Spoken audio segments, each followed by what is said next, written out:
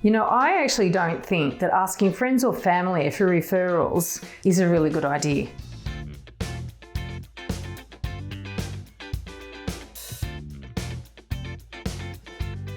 When it comes to finding an expert to help you in something as important as buying a property, you really do need to find an expert. The problem is that sort of deep down, or maybe not so deep down, we all think we know what we're doing when it comes to property. And so that extends to how we judge the performance of various professionals that are associated with the property industry. So take a mortgage broker, for example. If you ask for a recommendation to a mortgage broker and you had a good experience with yours, you can say, yeah, talk to Bill down the road or Jody up the road. They were really good, they looked after me, they gave me great service. But do you really know whether they're any good or not? If they got you a good rate, do you really know whether that was actually the right solution for you? Do you know whether they really thought through your long-term needs? Do you know whether they really thought about structuring? Do you really know if they thought about strategy? Did you even think about that? Or do you just think, I just got to get a mortgage broker because I need to find the best mortgage? And this is the problem.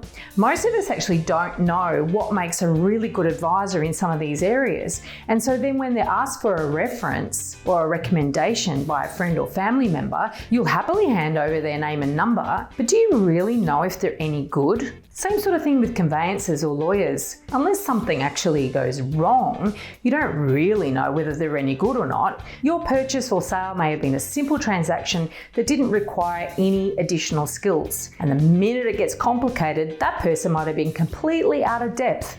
But if you don't know the sorts of things that can go wrong, it would never even occur to you that maybe that person isn't the best in their field. So, does the fact that nothing went wrong mean that they're worthy of recommending? Or does it mean that they were brilliant and they managed to head off any challenges along the way so that you were none the wiser? And I guess that's the problem, that unless you're an expert in this area, you probably won't know the answer to that. And so therefore, when you're passing your recommendation off to other people, or if you're asking your friends and family for recommendations, you're not necessarily going to know the answer to that question either. Same goes when you're choosing a buyer's agent or a sales agent for that matter. Sales agents come off looking fantastic. Vendors love their sales agents in a hot market. Let's face it, they got them a great price, often more than they expected. What about in a tough market?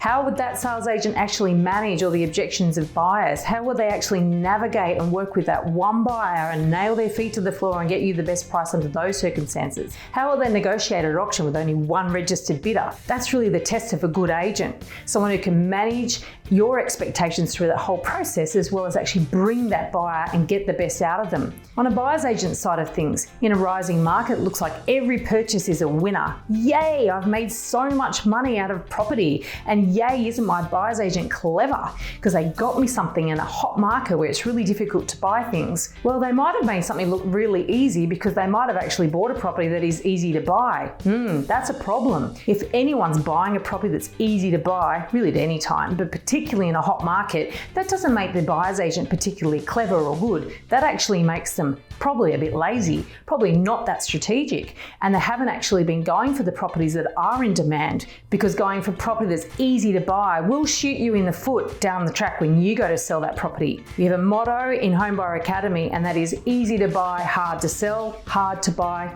easy to sell. And it's a general rule that works very, very well in property. And then the clients will be really happy because they've had a sugar hit of price growth in a market that was rising anyway. And there's not a lot of discernment out there to actually determine what's a good increase versus a pretty poor increase. So because there's none of these benchmarking out there, because a lot of people give recommendations based on how they feel, not actually the facts of the situation. This is how Melissa Caddick ran away with millions of dollars for her friends and family's money, and also their friends and families. She actually exploited a phenomenon called affinity fraud. When you boil it all down, affinity fraud basically means that you're taking a recommendation from somebody who doesn't know any better, and you're believing them because you know them and you like them. That's dangerous. Before you engage any advisor, you need to work out what the critical factors are in how to judge their performance. And if you're not doing that, if you're just taking somebody else's word for it,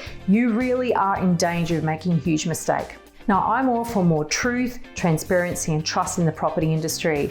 And if you're interested in joining the conversation, I'd love you to leave a comment.